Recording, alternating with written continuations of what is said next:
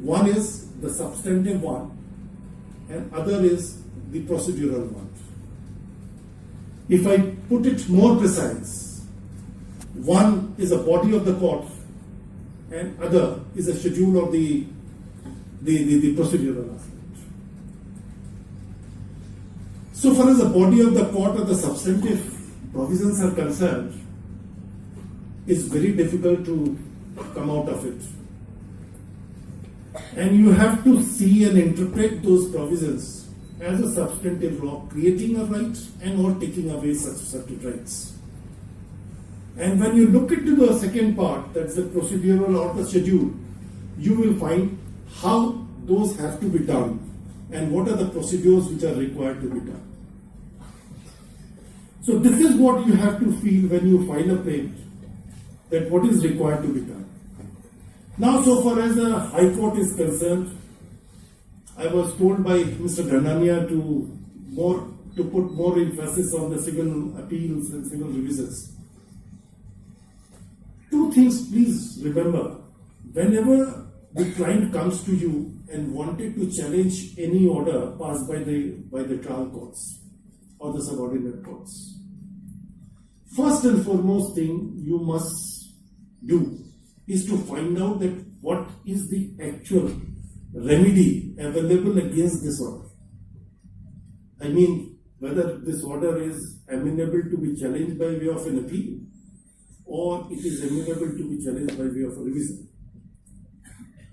How to find out whether it is an appeal, is a proper provision or the revision? You have to again look at the Code of Civil Procedure. Section 104 of the Code of Civil Procedure, you will find there are certain orders which are amenable to be challenged by way of an appeal. And section 115, you will find that it says that any order for which the remedy of appeal is not provided can be challenged by way of a revision. It was the position when we started the practice. Now you will find a sea change after 2002 amendment, when certain provisions, certain proviso was inserted to section 115, which says that every order is not capable of being challenged by way of a revision, but such order which would have been passed in favor of the other side would have concluded the suit or would end the suit or a proceeding, then and then the revision will rise.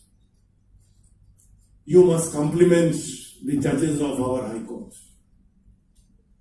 First time they rose to the occasions. And they say, fair, 115 may not lie. This can be challenged under Article 227. And this was the first judgment after 2002 delivered by the Calcutta High Court and thereafter followed by all the other High Courts, including the Supreme Court. And I believe, as Justice Mr. Mitra was talking about the days in 1960s, that is still, sir, there are certain people who really do and show a path to the other High Courts. If you draft an appeal, then you have to consider what are the format of an appeal and what are the way to file an appeal. If you are drafting a memorandum of appeal, then you'll have to find out what are the grounds and you have to jot down the grounds. And to which one little digression on a lighter side, with the permission of Mr. Mitra, because these seniors have really taught us a lot, which changed my life in my younger days, I must share with you. I was given a brief by an advocate in the trial court to challenge the decree before this court, High Court. I believe that I had a practice of hardly 3 months. I did not know what to do. To be very frank and candid, I was just sitting in front of my senior who was working on his own brief, preparing himself for the next day's case. And his usual practice was that after 8:30 he used to ask Aldo Genius, do you want to say something? So everybody know, then go. And naturally he asked me, do you have to say anything? I said that I have got it. Then he said, yes, draft the memorandum. Memo, that's the short form. Draft the memo. Out of shame, I could not say I do not know memo, what it is. I said yes. Came back. Next day, he asked me, have you started? I said no. Then he called his clerk, give him a format. Gave me a format. Then he says, you draft it, bring it to me, I will see to it. I don't know what to draft. Then I went to my father. I said, you have drafted a lot of memorandum, can you draft? He says, I don't have a time. It's your baby, you have to do it. Please do not disturb. Then I would compliment one of my friends, the colleague in the chamber. He had a very wonderful idea. He said the best way of drafting the memorandum is just find out from the judgment you want to challenge. Find out who are you, the plaintiff or the defendant. If you are a defendant, then kindly see what the defendant lawyers argued. And then you say, for that, the learned court erred in not considering, and that argument you paste it. It's a very unique way of drafting the memorandum. And then find out what the plaintiff's lawyer argued. And then say, erred in accepting those. The best way to draft it, you draft it. I was much enlightened by this. I say it's the best way. And then I started, and then I drafted 15 grounds. And it took nearly 4 days to draft 15 grounds. Can you imagine? And later on, then my senior called me and said, have you done it? Yes, sir. I have done it. Show me. He looked at it. He never discouraged. He said, wonderful. Show me the judgments. And he looked at it, gave me a sheet of paper and said, what I'm saying, take it. He dictated 5 grounds. And say, incorporate these 5 grounds and file it. Naturally, I was much emboldened by that fact and went and filed the appeal. Later on, my father, one day after 1 or 2 months, he says, what happened to this matter? Have you filed your memorandum? I said, yes. He said, can you show me? I went, yes, this is. They say, have you drafted these 5 grounds? I said, there is only 5 grounds given by my senior and other grounds are mine. I said, other grounds have nothing. These 5 grounds are the only grounds. But my senior never discouraged. That's why I say, please draft it. Draft it. Don't get disheartened that I do not know. Draft it, because the seniors are there to correct. And I believe the seniors will not let you down. So when you draft it, please see that the grounds are precisely written. And there are 2 types, I would say the 3 types of an appeal. One is an appeal from a decree.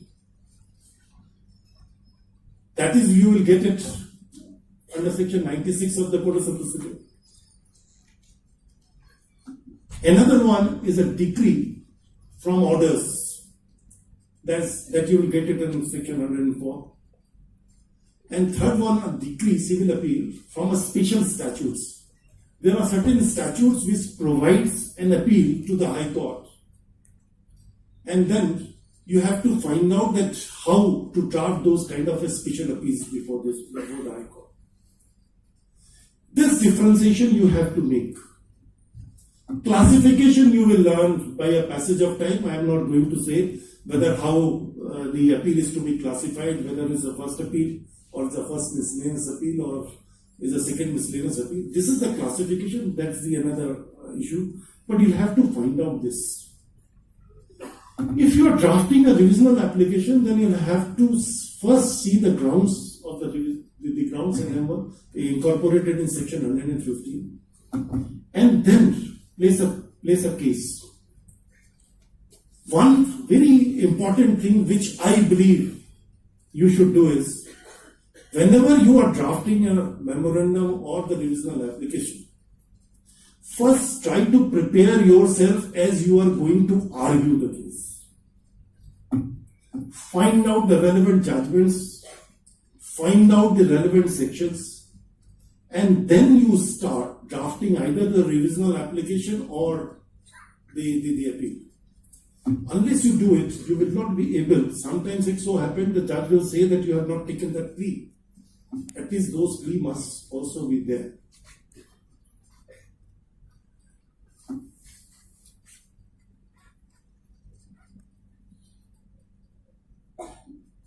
I would suggest and advise you, do not give up the habit of not reading the section as you have already read it once or twice. You will find a monotonous cases are coming which are governed under a particular section. But do not give up that habit of not reading the section as you have already read it.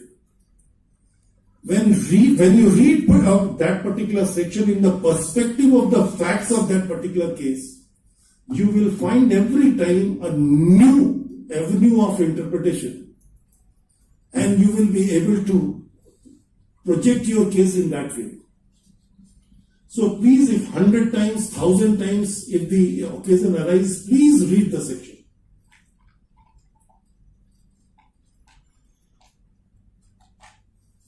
Argument of an appeal is, as everybody knows, that it is a continuation of a list where everything is open, and it is the appellate court who has to think of it.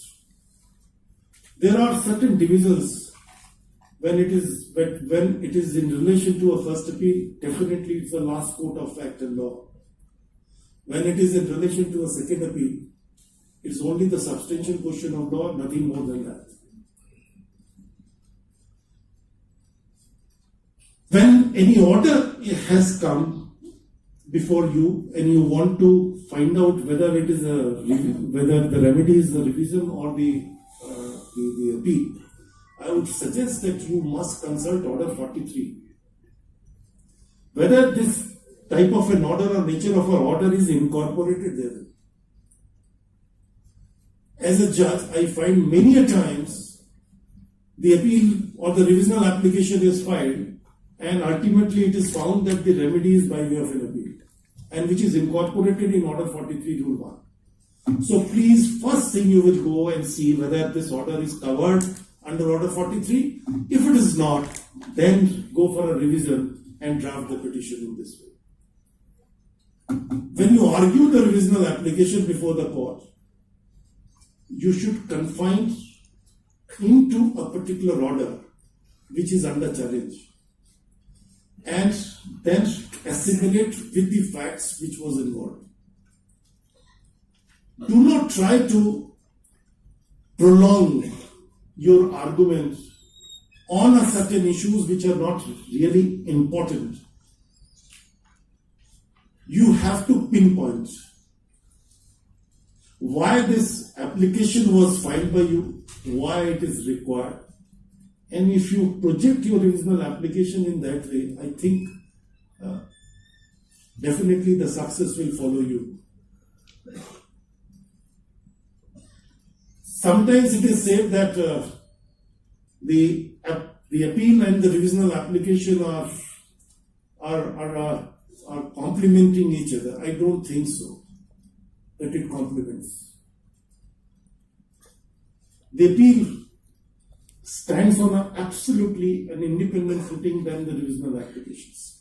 Though the appellate, both are under the appellate jurisdiction, yet the power which is exercised is absolutely different.